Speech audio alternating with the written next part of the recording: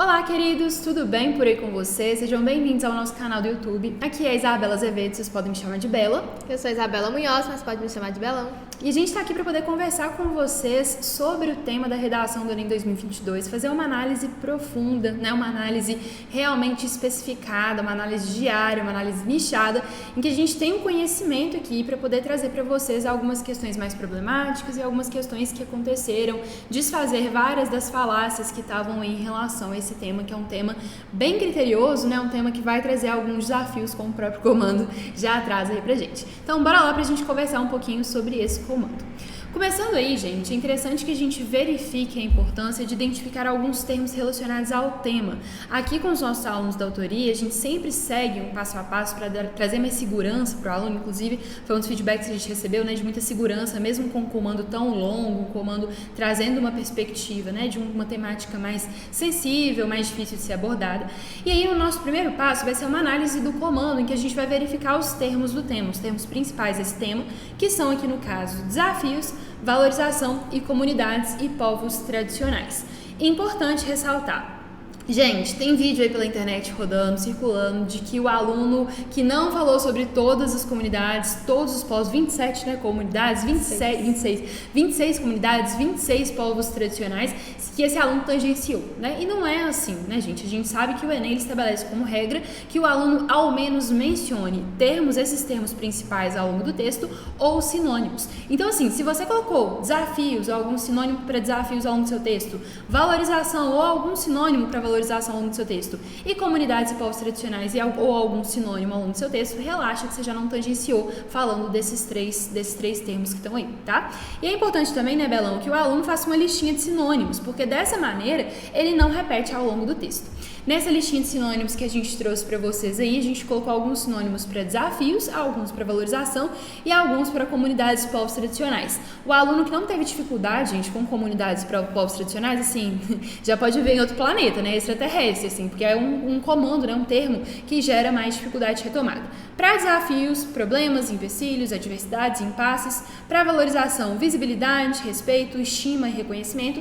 E comunidades e povos tradicionais, a gente pode trazer pessoas culturalmente diferenciadas, indivíduos que consideram a terra como uma mãe. Não, Bela, mas isso daí não é muito informal, não? O texto motivador dava margem para isso, né, Bela? Inclusive, eu, no meu texto, eu fiz o Enem, coloquei lá, indivíduos que consideram a terra como uma mãe, porque o texto 1 trazia essa margem para a gente utilizar esse recurso. E povos com relação de reciprocidade e dependência com a natureza. Eram 3 maneiras de gerar retomadas aí. E aí, gente, outras formas, maneiras mais gerais, né? Essas comunidades, esses povos, né? Esses grupos minoritários, essas minorias. Então, havia outras maneiras de retomada que não eram retomadas sinônimas, né? Eram retomadas ali por uma abrangência ou por uma especificação, ok? Bom, e aí a gente vem para o nosso segundo passo, que é a identificação do eixo temático. O que é o eixo temático? O eixo temático é um grupo de assuntos em que a gente vai categorizar alguns temas. Então, por exemplo, Enem 2017, desafios para a formação educacional dos surdos. O eixo temático principal é educação, mas também tinha um eixo de grupos sociais, porque a gente estava falando de uma minoria social. O eixo temático do Enem 2018, que foi... Manipulação do usuário. Nossa, esse comando é grande. Manipulação do comportamento do usuário pelo controle de dados da internet. A gente tinha como eixo temático tanto a mídia, né? Então a gente pode falar dessa mídia aí, quanto um pouco de ciência e tecnologia, pensando aí nessa internet, enfim, nas mídias de maneira geral e como isso afeta o cotidiano do indivíduo. Enem de 2019, democratização do acesso ao cinema no Brasil, né? Era democratização do acesso ao cinema. O Enem de 2019 tinha como eixo principal a cultura. Então, assim, cada ano a gente tem um eixo e esse eixo ele vai se diversificando e a gente já espera que, assim, algo esteja amarrado a grupos sociais, porque, assim, é muito frequente, né? Grupos sociais caem bastante no Enem. E aí, Belão, o eixo temático desse tema, qual foi? Nós temos aqui como principal eixo temático grupos sociais, né? Mas a gente também pode trazer alguns subeixos de economia, pensando que essas comunidades se unem ali pelo fato delas terem a mesma profissão, a mesma dependência econômica com a natureza, né? Então, grupos de pescadores, assim lá, as quebradoras de coquinho, né? Por aí vai. Então são comunidades econômicas. Também podemos pensar em meio ambiente, porque todos dependem da natureza, todos veem a terra como uma mãe. E também política, porque querendo ou não, esses povos tradicionais tem política pública específica. É preciso que o Estado respeite, valorize, proteja esses povos e comunidades tradicionais. Inclusive políticas afirmativas, né, Belão? A gente pode dizer sobre isso. Legal. Bom, vamos lá então. E aí a gente vem para interpretar o tema conforme os textos motivadores. Muito provavelmente já está careca de saber como são os textos motivadores, né? Já deve ter lido e relido aí. E aqui a gente vai trazer basicamente um resumo, caso você queira ler novamente, só pausar o vídeo para ler o texto motivador antes da gente dar o resumo, para não ter o spoiler, né? Como resumo do texto 1, o que a gente tem? A gente tem a apresentação das comunidades e dos povos tradicionais, são 26 reconhecidos. Esse texto fala dos povos, né? Quais são esses povos, essas comunidades, que são pescadores, apanhadores de flores, catingueiros, extrativistas e muitos outros. A semelhança entre eles, que está pautado na questão de serem povos culturalmente diferenciados, que consideram a terra como uma mãe, e a relação de reciprocidade e dependência da natureza, muito diferente, né, do cotidiano de boa parte das populações. Bom, quanto à análise e quanto ao tema, o que a gente pode dizer aqui é que existem 26 povos e comunidades tradicionais brasileiros, então é um grupo muito maior do que muitas vezes a gente imagina, né? Quando fala em povos, eu, por exemplo, na hora que eu abri a redação, que eu li lá que estava escrito comunidades e povos tradicionais, eu imaginei assim, ok, vai ser uma redação sobre indígena e quilombola. No texto 1 já me deu o choque, putz, é mesmo, né? Então tem vários outros. Então é um texto que vai desconstruir isso na gente, né? E é uma desconstrução importante para que o seu texto não foque apenas em indígenas e em quilombolas. Esse texto também, quanto ao tema, dá pra gente alguma ideia relacionada ao fato de que outros povos e comunidades são sequer incluídos na legislação, que se torna um problema, e o fato de que, por possuírem um estilo de vida único que se baseia na relação com a reciprocidade com a natureza, essas comunidades são diferenciadas do restante da população, que vai contribuir ali com o seu isolamento, ok? Bom, pode falar do 2, Belão? Pode. Quando ao texto 2, a gente tem aí, né, um texto que vai mostrar a divisão dos povos, né, dessas comunidades tradicionais em relação às localidades, aos estados do Brasil. Então, povos tradicionais do Brasil, estados com maior concentração de famílias, a gente tem um texto do G1. E aí a gente verifica ali, olha, os indígenas estão em grande parte no Amazonas, ok? A gente tem Mato Grosso do Sul e a gente tem Roraima, né? Quilombola, Bahia, Maranhão, Pará, Cigano, Bahia, Goiás e Minas. Então a gente tem ali, né, basicamente, em boa parte desses, extrativista, pescador, povos de terreiro, ribeirinho, uma boa parte desses povos localizado em sua maioria nas regiões norte e nordeste do país, beleza? Talvez eu acho que não tenha sido uma surpresa, né, Belão? Né? As pessoas que têm um conhecimento prévio aí provavelmente já esperavam isso. E quanto ao tema, a gente tem variedades de comunidades tradicionais no Brasil, as quais estão espalhadas por todos os estados, com foco no norte e no nordeste, e tendo em si vista, elas não podem ser inviabilizadas pelo Estado e pelo meio social, né? Então a gente precisa de trazer a ela vias, né, essas comunidades, vias de execução de sua própria cidadania, ok? Vamos lá. O texto motivador número 3, eu tenho minhas críticas, porque nós temos aqui a apresentação de que o Ministério do Desenvolvimento Social possui ali uma Comissão Nacional de Desenvolvimento Sustentável dos Povos e das Comunidades Tradicionais, que foi criada lá em 2006. E aí vai trazer aqui a Política Nacional de Desenvolvimento Sustentável dos Povos e Comunidades Tradicionais, mostrando que existe um órgão que cuida dessa pasta, existe política pública voltada para a promoção das comunidades e dos povos tradicionais. Por que a minha crítica? Porque hoje, gente, não existe mais esse ministério, o Ministério do Desenvolvimento Social não existe. Ele foi ali, essa pasta está inclusa agora no Ministério da Cidadania, Super Ministério da Cidadania. Ah, Belão, vou perder ponto porque eu coloquei o Ministério do Desenvolvimento Social? Não, primeiro que o Enem não deveria nem abrir margem para esse texto, porque ele é um texto completamente desatualizado. Poderia muito bem colocar o Ministério atual, a gestão atual, né? Eu não sei o que deu na cabeça deles, mas enfim, deixo aqui minha crítica, mas relaxa que você não vai perder ponto. A título de exemplo, lá em 2019, em democratização do acesso ao cinema, já não existia o Ministério da Cultura, que foi extinto com o governo Bolsonaro. Mas mesmo assim, o Enem não penalizou quem colocou como agente de intervenção esse ministério, tá? Então tá tranquilo, da mesma forma não vai haver penalização, nunca houve, mesmo se você, por exemplo, colocar um agente incompetente, mas que pode ser que possa existir, ou é no mínimo incoerente, porque é um órgão público fazendo política pública, por exemplo, o Enem não vai penalizar, tá? Nunca penalizou a incompetência de agente selecionado por vocês. Tranquilo? Mas beleza, então esse texto aqui é interessante porque ele mostra que existe uma política pública, um órgão responsável para cuidar, apesar de que esse órgão não existe mais, hoje a gente tem o Ministério da Cidadania. Perfeito. E por último, Belão? No texto 4, nós temos aqui a Carta da Amazônia 2021, diferentemente do último texto, um texto super atual, né? Em que nós temos aqui entidades que dizem respeito aos povos indígenas e às comunidades tradicionais, que reivindicam a defesa da sociobiodiversidade na Amazônia. Nós temos aqui uma crítica às estratégias de mercado, às empresas que ameaçam os direitos desses povos, também há uma legislação que ameaça eles. Então, nós temos aqui uma inovação sustentável, uma carta pedindo ali atenção, pedindo respeito a esses povos e comunidades tradicionais.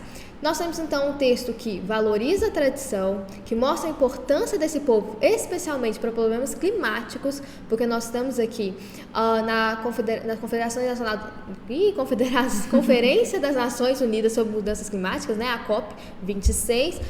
Agora em 2021 nós temos a COP27, né? Inclusive está acontecendo junto com o Enem 2022. E aí esse texto vai mostrar que existe um protesto, claro, contra essas estratégias de mercado, respeito às terras pertencentes a esses povos e comunidades tradicionais, e mostrar que eles são importantes sim para o mundo inteiro, porque eles mantêm ali os níveis climáticos, por exemplo, mantêm ali a biodiversidade preservada. Ótimo, perfeito.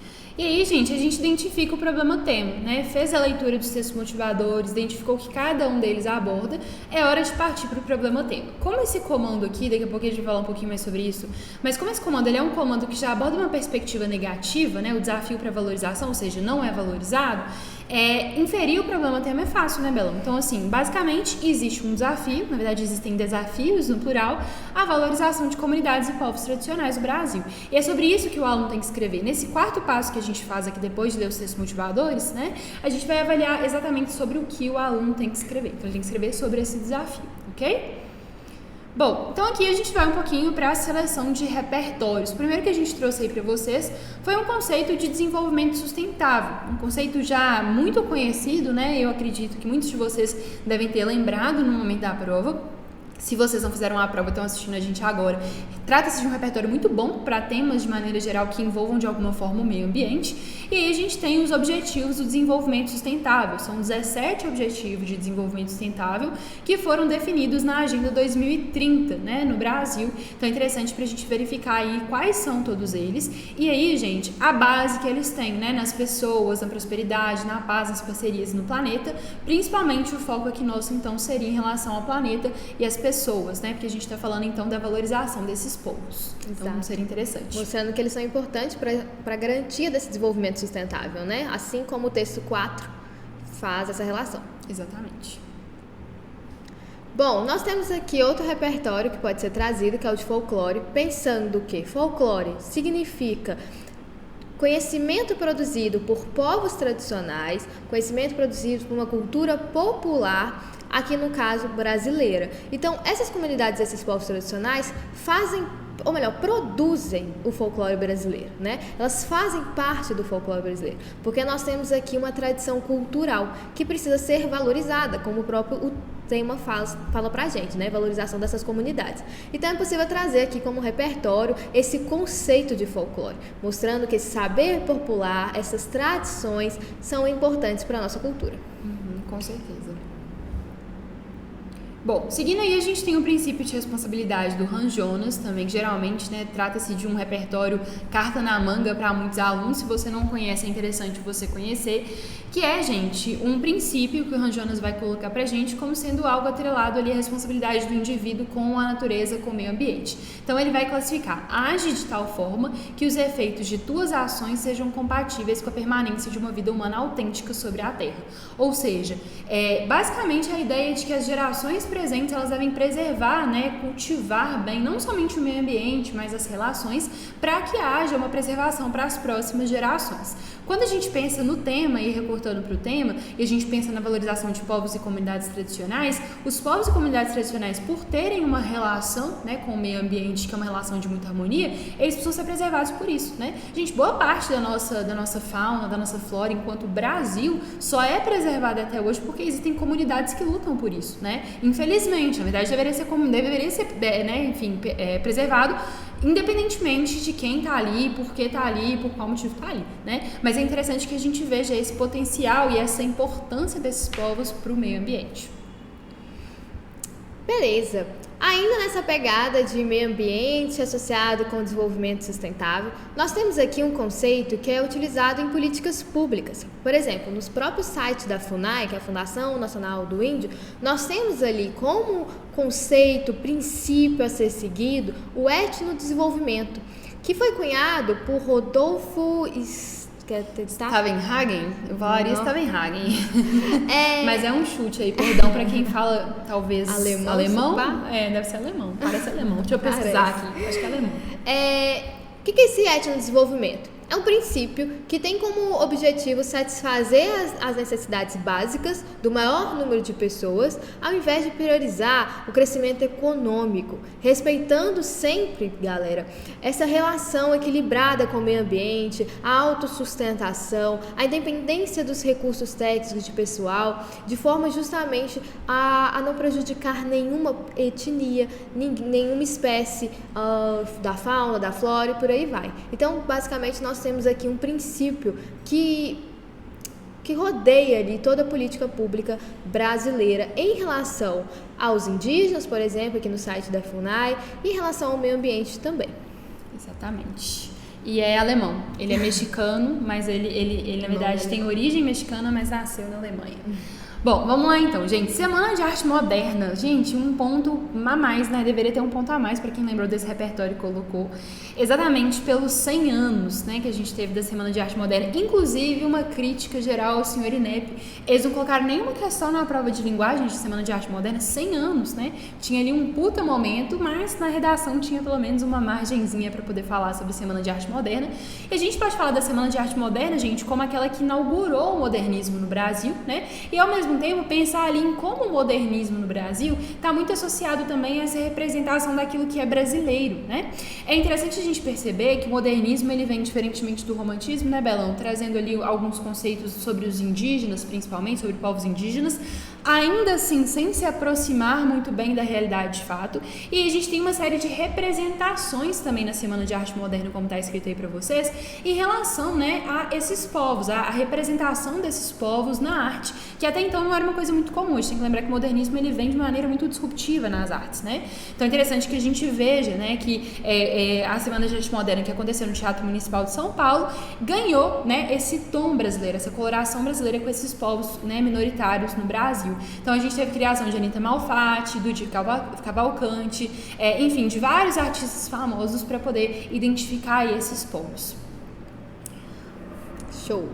Bom, continuando aqui, galera, não sei se vocês sabem, mas pela primeira vez o censo demográfico de 2022, aquele que deveria ter acontecido em 2020, mas aconteceu em 2022 por conta da pandemia, incluiu a pergunta de se você é quilombola ou não, ou seja, começou a contar a população, né, as pessoas ali, parte das comunidades quilombolas. Isso é histórico, porque a partir desses dados, sabendo quantas pessoas são, onde elas estão, qual é a condição de vida delas, é possível criar melhores políticas públicas, atender às necessidades dessa população. Então, a gente teve aqui um avanço muito grande com o Censo Demográfico de 2022 ao incluir essa população tradicional. Uma referência aqui que você poderia citar, né? E ganhar aí um repertório de avanço, demonstrando a importância da valorização desses povos, vistos inclusive pelo Censo Demográfico de 2022. Outro repertório interessante, ainda falando sobre população negra, população preta, é o do Quilombo dos Palmares. Não tem como falar de quilombola e não lembrar de Quilombo dos Palmares, né? Que foi o maior quilombo que existiu na história brasileira. Nós temos aqui um quilombo que tinha mais ou menos, deixa eu ver se tinha no texto, tinha mais de 1.000 pessoas. Deixa eu pesquisar. Ele foi construído ali na região, né, de Pernambuco e o seu maior líder foi o Zumbi, né? O Quilombo Zumbi. O Quilombola Zumbi, perdão. E aí, gente, esse quilombo acabou sendo destruído em 1684 e o Zumbi foi caçado e morto no ano seguinte, tá? 20 mil habitantes. 20 mil habitantes, é muita gente, né? Bom, é super interessante a gente mostrar aqui como símbolo de resistência, como símbolo de referência, né? Contra preconceitos, desde cedo, preconceitos, estigmatização, exclusão social e por aí vai. Uma política higienista que lutou contra essas comunidades e até hoje a gente tem a permanência de diversos desafios aí que esses quilombolas remanescentes, né, encontram. Perfeito. Bom, gente, seguindo aí, a gente tem um repertório interessante a ser trazido de perseguição ao samba, de perseguição a uma cultura minoritária. Lembrando que a raiz do samba é uma raiz negra, né? Então, assim, o samba, gente, ele nasce em Salvador, né? Ele nasce na Bahia e ele é transportado para o Rio aos pouquinhos. Mas é interessante que a gente teve uma lei que foi criada, que era a Lei dos Vadios e Capoeiragem, lá em 1890, que foi a data do código, né, do segundo Código Penal brasileiro. E aí lá na década de 40, a Lei da Vadiagem tornou o estigma em torno das rodas de samba ainda pior, né? Então, o que era a Lei da Vadiagem? O que ela dizia? Determinava que os vadios e vagabundos eram desempregados e qualquer maior de 14 anos que não trabalhasse em ofendência moral dos bons costumes poderia ser detido, né? E tornava crime a prática da capoeira em ruas e praças públicas. A capoeira também, que é o de origem negra, né? É um jogo de origem negra. Então, é interessante, um jogo barra dança, né? Acho que a capoeira ela fica um pouco dentro dessas duas definições. Então, o que a gente consegue entender e definir a partir disso? A partir do momento que existe a perseguição ao samba, existe também a perseguição a essa cultura minoritária, a não valorização de grupos minoritários no Brasil de maneira geral. Então, existe algo aí que tem a ver, né, historicamente com a questão étnica, com a questão étnica do povo, né? A perseguição a uma manifestação cultural periférica. Bom, nunca ouvi falar de manifestação de religiosos, por exemplo, no Brasil, que fossem adeptos ao cristianismo, né? Então a gente vê que essas minorias sociais, historicamente, elas começam a ser perseguidas. Bom, partindo agora para uma pegada mais de povos indígenas, nós temos o Ailton Krenak, que, não sei se você conhece ele, mas ele é um ativista, professor, e ele ficou bem conhecido na Constituinte, na Assembleia Constituinte que aconteceu em 1987. Assembleia em que foram ali discutidos os artigos a serem incluídos na nova Constituição, na Constituição de 88. Beleza, por que ele ficou conhecido? Porque ele invadiu a Assembleia Constituinte e exigiu que houvesse a garantia de direitos aos povos indígenas, que estavam sendo esquecidos ali pelos legisladores até então. E aí ele fez um discurso muito marcante, pintando o rosto com uma tinta preta e exigindo que houvesse essa inclusão. Conseguiu, graças a Deus. A Constituição de 88 foi a primeira norma que garantiu a proteção a esses povos. Então é bem bacana trazer esse referencial histórico, né? Mostrando ali como uma resistência, mostrando um silenciamento que havia na legislação até então, uma falta de preocupação dos políticos até então com essa pasta, porque nem passou na cabeça deles colocar esse grupo na Constituição. Uhum. Gente, mais alguém usou Ailton Krenak? Eu vi muita gente falando, né? Se você usou, comenta aí pra gente saber. É importante, né, que a gente saiba.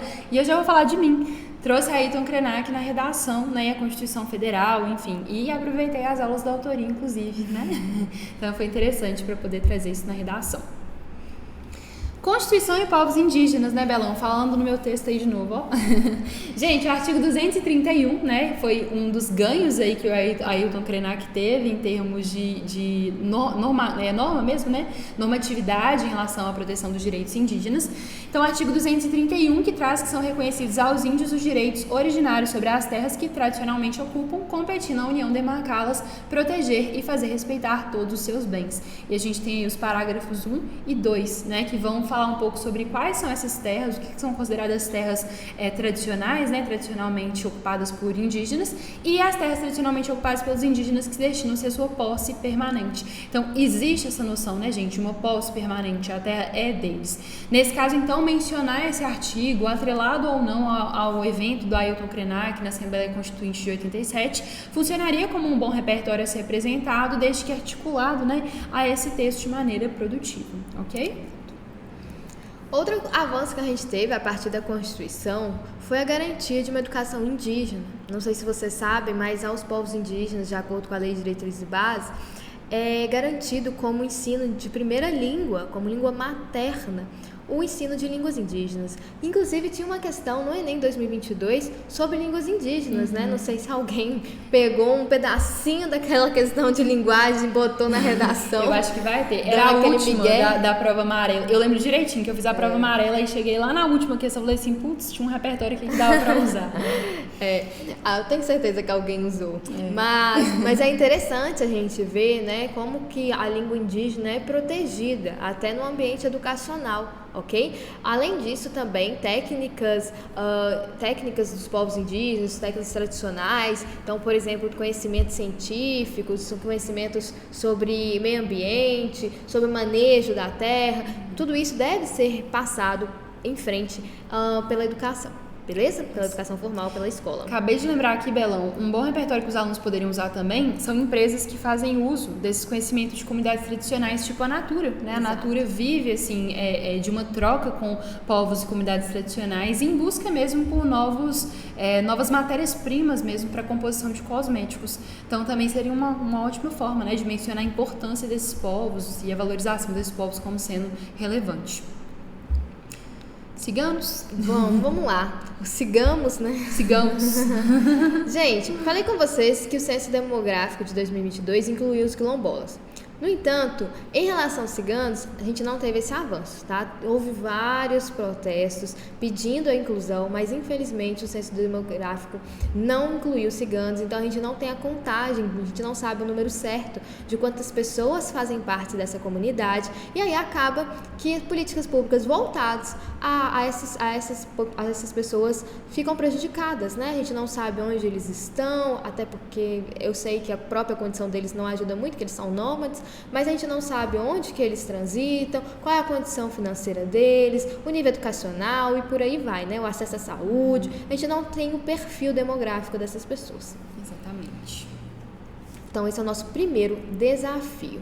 Outro desafio que aconteceu, pensando aí nas comunidades tradicionais, foi a extinção do Ministério da Pesca e a Aquicultura. Esse ministério foi extinto, ele existia antes da gestão atual, presidencial atual, e a mera extinção de um ministério não necessariamente vai ser ruim, tá? Só que nesse caso aqui foi ruim, e os pescadores sentiram demais. Por quê? Porque, mais uma vez, não foi contado, não houve dados, não houve estatísticas sobre onde estão essas pessoas, qual é a condição delas. Então, a gente perdeu aqui muitas políticas públicas que eram voltadas para esse perfil. Então, parou-se de existir essas políticas públicas. Os pescadores mostravam, né, que essa falta de informação trouxe insegurança, prejuízo, extinção de espécie, porque parou-se de cuidar dessa comunidade por meio de políticas públicas, por meio de estatística, por meio de pesquisas, né, que eram feitas ali por esse Ministério da Pesca. Então, nós temos aqui uma perda política muito grande. Exatamente.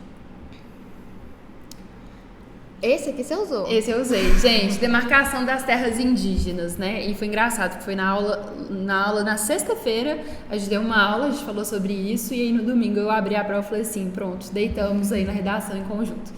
Galera, demarcação de terras indígenas. Importante dizer que o presidente que estava em gestão de 2019 até 2022, o presidente Jair Bolsonaro, não fez, né, gente, nenhum tipo de demarcação, não houve nenhum tipo de iniciativa para demarcação de terras indígenas durante a gestão do governo dele, né? Então, assim, é interessante a gente mencionar esse dado que é embasado pela FUNAI, que é a Fundação Nacional do Índio, para poder mostrar, gente, que uma coisa que é constitucional, a gente acabou de ler o artigo da Constituição que fala que é de origem do índio, que é de posse do índio. Então, assim, o fato de não ter acontecido uma demarcação ao longo de todo um governo, né, ao longo de 4 anos, é algo que diz muito sobre uma invisibilidade social a partir do olhar governamental, né?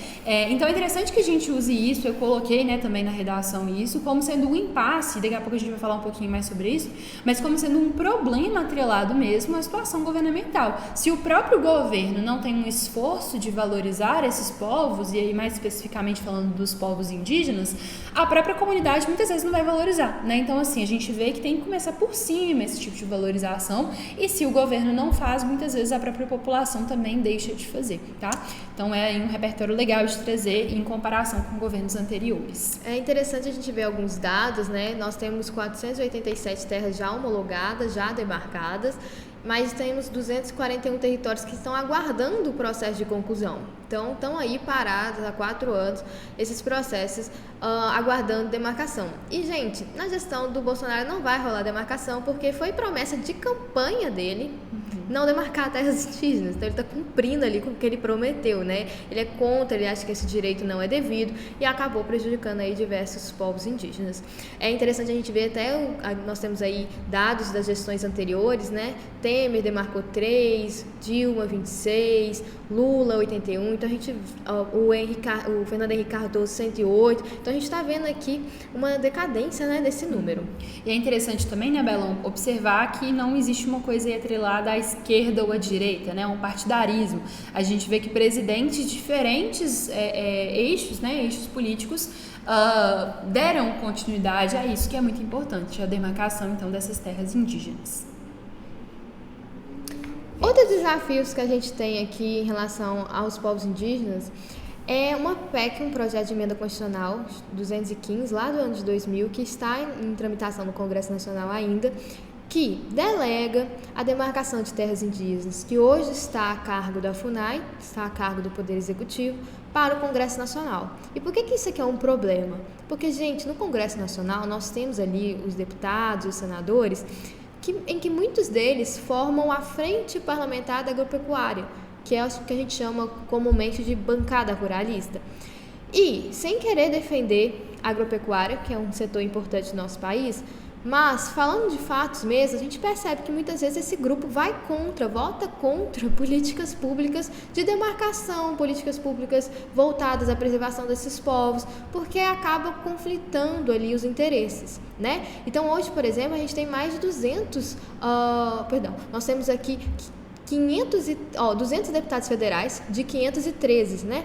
Que fazem parte da bancada ruralista. É um número muito grande, beleza? Então, quase metade do nosso Congresso Nacional faz parte da bancada ruralista. Isso é muito problemático. Então, colocar essa demarcação na mão do Congresso, o que essa PEC, se for aprovada, pode fazer, é muito ruim. Isso pode ameaçar os direitos dos povos indígenas na demarcação. E é importante lembrar, né, Belão, que os deputados vão ser quem vão votar as leis, né? Então, assim, são as pessoas responsáveis, né, um grupo das pessoas responsáveis pelo legislativo do país. Então, a gente acaba tendo retrocessos legais, né? Ou então, até mesmo o impedimento de avanços legais em relação ao reconhecimento desses povos. Beleza, esse aqui foi também um desafio queridinho, né, de muitos alunos da autoria, porque a gente chegou a mencionar isso.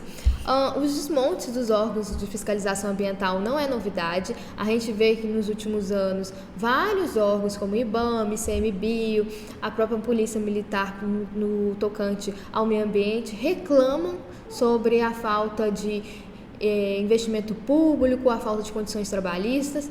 E aqui, por exemplo, nós temos uma situação em que um chefe ali do IBAMA fez um tweet mostrando, olha, cerca de 600 balsas de garimpeiros ilegais estão destruindo o Rio Madeira agora. Isso pertinho de 2 terras indígenas do povo Mura. Atualmente somos apenas 300 agentes de fiscalização disponíveis em todo o país. Como é que 300 agentes do IBAMA em todo o país vão lutar? 591, não?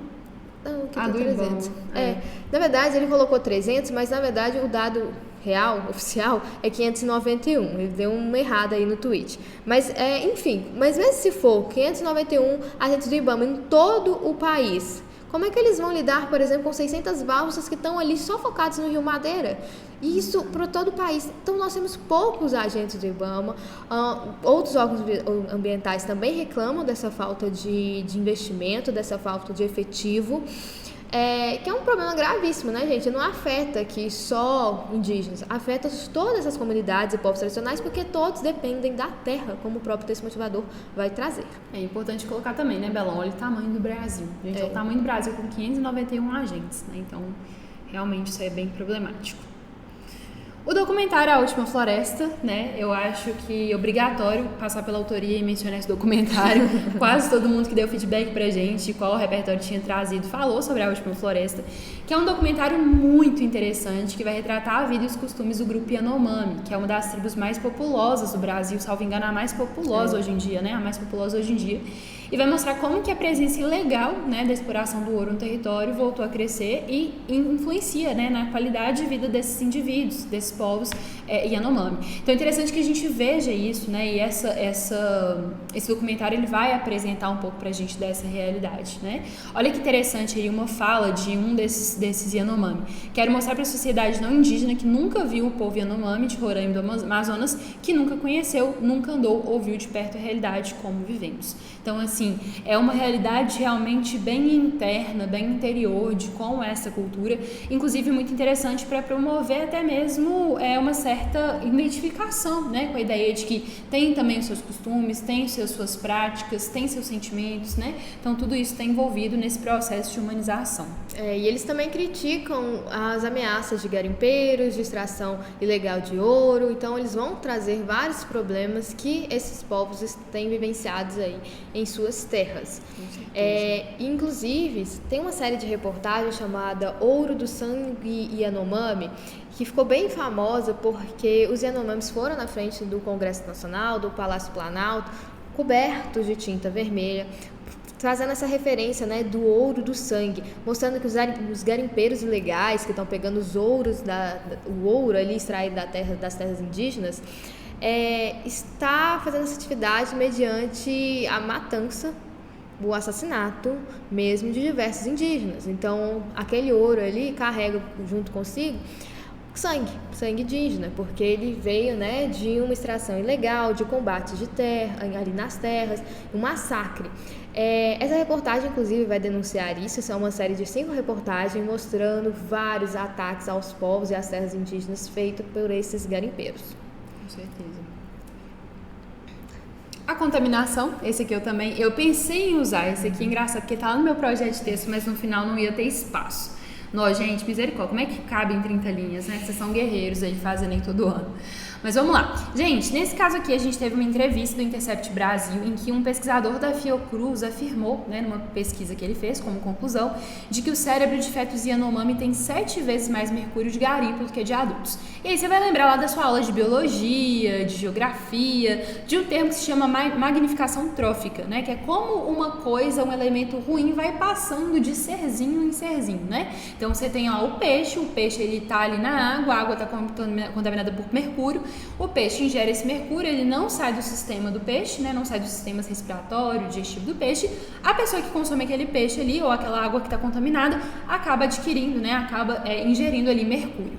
E aí, gente, durante a gravidez, né? O mercúrio que é ingerido pela mãe vai para o feto, né? Boa parte dele vai para o feto. Então, assim, quando a gente vê esse tipo de dado, a gente verifica que, de fato, existe, né? Um risco de contaminação maior por essas tribos e principalmente agora para essas crianças que estão nascendo, para esses nenéns que estão nascendo.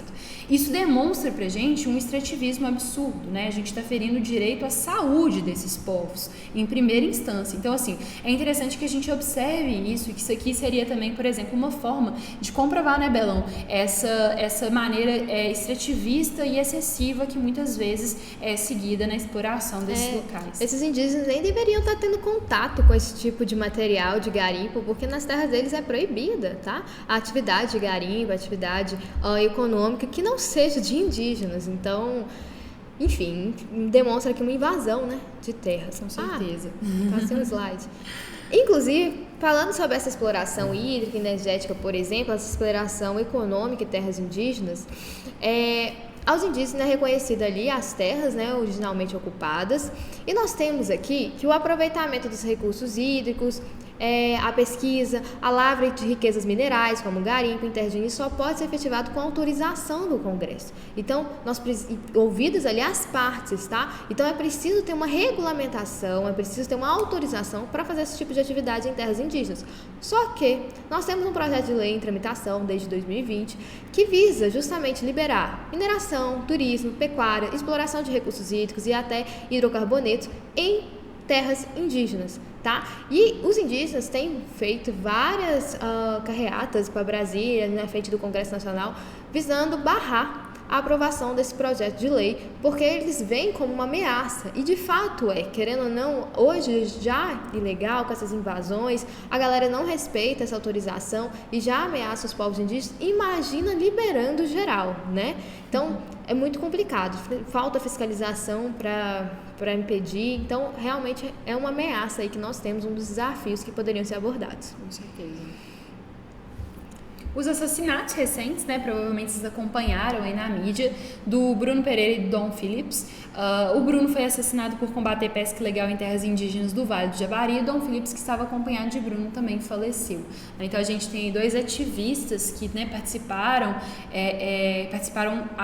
efetivamente, né, do combate ali a invasões mesmo de terra indígena. E aí, gente, os dois integrantes que participaram ativamente do assassinato, que possuem um histórico de brigas e de ameaças com o Bruno Pereira por serem pescadores ilegais. Então a gente consegue ver, né, essa guerra mesmo, parece um cabo de guerra, né, em que muitas vezes o assassinato acaba sendo um desfecho, né, a gente vê muito comumente na mídia. E casos como esse que evidenciam a facilidade de práticas criminosas em territórios indígenas e consequências devastadoras que atingem os que pretendem mudar o cenário. Então, quem se posiciona contrário muitas vezes é visto, né, como um alvo ali. A gente já viu vários casos desses no Brasil. São tantos casos, gente, que eu não sei se vocês perceberam este ano, na metade do ano de 2022, os servidores da FUNAI entraram em greve contra ali essa situação da falta de segurança dos próprios agentes da FUNAI, dos órgãos fiscalizatórios e, por que não, dos ativistas. Porque diante da morte dos ativistas, do Bruno e do Dom, esses pesquisadores, esses servidores da FUNAI perceberam a insegurança que eles estavam ali acometidos diante dessa ira dos garimpeiros, da mineração em si, né, dos extrativistas, extensivos e por aí vai. Então, nós tivemos aí uma greve que ocorreu em 2022, mostrando que o tema, inclusive, é muito atual, né, que os problemas, os desafios são muito atuais. Com certeza. Período literário do romance indianista, né? A gente comentou um pouquinho aqui quando a gente falou da Semana de Arte Moderna em contraponto ao romantismo. Gente, essa é a Tainá na foto? Não sei, mas é bonitinha, né? Linda demais. Ai, não, muito fofo. O útero tá coçando, meu Deus. Vamos lá. Então, nesse caso aqui, o que a gente tem? A gente tem o período literário do romance indianista, que foi uma forma de trazer um herói em comum para a nação, né? Provavelmente vocês vão lembrar aí das aulas de literatura. E, ao mesmo tempo, gente, a gente consegue identificar um problema que teve ali, nessa identificação, como uma certa europeização, né, da figura indígena. Então, a romantização da figura indígena como sendo bom selvagem, né? Como sendo aquele que acatou a tudo que lhe veio. Então, assim, é importante que a gente perceba que há, né, essa forma de uma formação mesmo, essa tentativa de uma formação de um imaginário cultural que vem muito por aquilo que é dócil, por aquilo que é amável e também por aquilo que aceita tudo, né? É engraçado como é que a gente percebe isso e a gente culturalmente é formado para isso, né, Belão? Dia do índio na escola. Dia do índio na escola é dia de quê? Dia de cocar, né? De roupinha de índio e fazer o e enfim, né? Reproduzir estereótipos indígenas, sendo que a cultura indígena, gente, no Brasil, ela é muito mais do que isso. A gente tem mais de 200 línguas indígenas no Brasil, né? Então, existe realmente uma representatividade muito grande que acabou que no período romantista ali, né, no período do romance indianista, acabou sendo colocado, né, em segundo plano, terceiro, quarto plano, para a exaltação desses valores europeizados e, ao mesmo tempo, para essa ideia da docilidade, né? Então, é interessante que a gente veja aí as questões. E aqui, gente, mencionar, né, por exemplo, José de Alencar, que foi uma dessas grandes figuras, né, as obras dele que traziam esse estereótipo indígena. É interessante para a gente poder falar um pouco mais sobre essa demarcação, né, no nosso imaginário sobre quem é o indígena. E a mesma estigmatização aconteceu com os povos negros também. Sim. Na terceira fase do romantismo, né? Por exemplo, com Castro Alves, em que aí o negro foi visto como esse bom selvagem. E esse estereótipo é ruim, porque acaba reforçando aquele imaginário de que índio precisa ser civilizado, que ele é uma pessoa que vive no meio do mato, que uma pessoa primitiva, uma pessoa, igual você falou, dócil, mas parece que é boba, que é fácil de enganar, entende? Exatamente. que é uma pessoa que se deixa ser levada, né? Exato. Não quer a própria cultura, não quer a manutenção da própria cultura. Beleza. Outro problema que a gente poderia colocar aqui, outro desafio importante ser trazido aqui, é justamente problemas ambientais. Então, por exemplo, desmatamento, que a gente teve um recorde aí nos últimos anos, queimadas, quem não lembra das queimadas do Pantanal. Então, a gente pode trazer esses vários problemas ambientais como um desafio aqui à preservação dessas comunidades povos tradicionais, uma vez que essas comunidades povos tradicionais dependem da natureza, né? Dependem ali da relação com o meio ambiente. Exatamente.